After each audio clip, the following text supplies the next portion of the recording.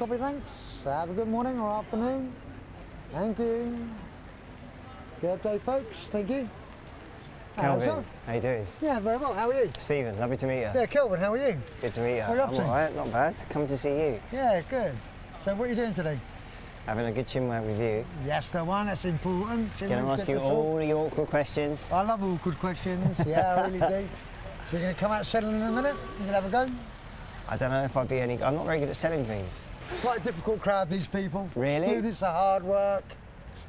The Virgin Media O2 providing big issue vendors with a SIM card and free data enables them to take contactless payments. It means that connectivity isn't an issue and they don't have a further barrier between them and any of their support network they might have, which they would otherwise not be able to stay in contact with and therefore suffering further isolation. Vendors who are able to use contactless to take payments sell up to 30% more issues of big issues. So I think it's a really positive thing for them to be doing. We saw a clip there. You met one of those vendors. What was that like for you? What are the kind of things you spoke about? How did it affect you, I suppose? So I did a documentary years and years ago on hidden homelessness, which is a rife problem, and it means that people largely who are hidden and homeless, i.e. sofa surfing, staying at friends, are not counted as being homeless, but are of no fixed abode and therefore cannot build any sort of life. They are, by all accounts, homeless. They just have a roof over their head sometimes. But meeting Kelvin, it was, everyone I've met that's ever been homeless or is homeless is rough sleeping, sofa surfing, in a bed sit, whatever the situation. Everyone suffers varying degrees of the same things. There's things that are really consistent, the impact on their mental health. There's quite a lot of, alcohol and drug dependence. And I think people have got this idea of homeless people becoming homeless because they drink or do drugs, and it's 9 times out of 10, if not more, the other way around. People drink and do drugs because they're homeless. And if you saw the harsh reality that these people face day in, day out, some not knowing where they're going to sleep, not knowing what's going to happen to them when they fall asleep, they are the most vulnerable people in society that we don't really take care of. And you can, imagine what that would do for your mental health. I would want to escape that. I would probably turn to drink and drugs if that was my reality, just to escape the harshness of it.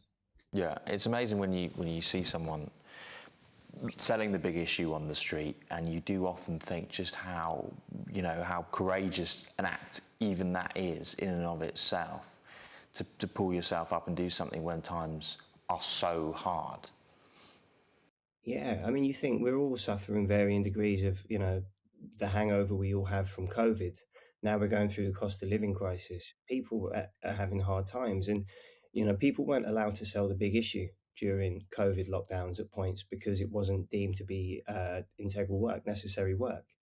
We were told to shop locally, but vendors weren't allowed to operate locally.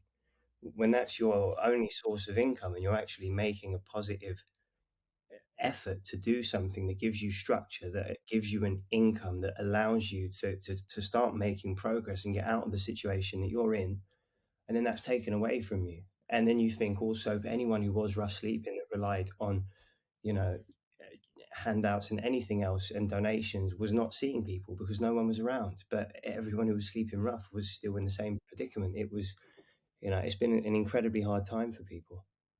And you mentioned the cost of living crisis there. Are you worried this year might be particularly bad in terms of where things get, in terms of how many more people might end up homeless, but also in terms of when it comes to the big issue, for example, when it comes to that £3 and tapping your card, things are getting so tough that some people might, oh, is it full now? Apologies. Tapping your card for that, people might think, that is the money, that I need that money still, so the help might not be there. Yeah, but I think more, I think more people will, there is going to be some of that. People are definitely going to be watching the pennies, and understandably so. It's not like, it seems like, it's not in any way perfect, is it? But it is somewhat of a perfect storm. Everything seems to have happened at once.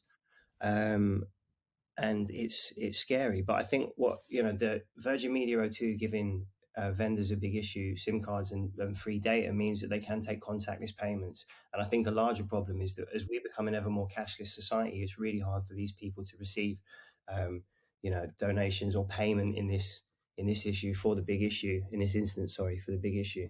And I think that's probably a bigger issue. So big issue vendors now being able to take contactless payment, I think helps, especially when people are in a hurry, because you're not really going to find yourself with time if you're running late for work at 10 to 9 to go to a cash point to take money out, even if you wanted to buy a copy. And talking about you, you became famous because of your music, but you are now in many ways also a campaigner, this case in point. Why is it that you feel so compelled to do these sort of things and put your name to these sort of campaigns and in this case help the homeless community? For me, it's things that I've seen since I've been growing up. I never encountered homelessness. I did grow up poor. We didn't have very much, but my nan worked hard. It gave me a great work ethic, but it also showed me that hard work doesn't necessarily leave you with much at the end of the week or month. I saw a lot of friends go through, even entire families go through being homeless in bedsits. But the difference was when I was growing up, they tended to spend a little while in a bedsit and then be moved into permanent accommodation. It doesn't happen as much anymore for a multitude of reasons. And I just, having grown up where I grew up, it's funny, people say to me now, oh, you buy a nice coffee in the morning, you're middle class. I don't get to escape my working class anxieties. I want better for my son, but I will always be working class. I can't escape what I spent the larger part of my life going through. And so for me, it's just important to highlight the plight of people going through what I went through and worse. And for me, it is fulfilling doing something for other people. And, it's important. I think if I just use my platform for my own gain, it's not very, I don't know, to me, that don't sit right.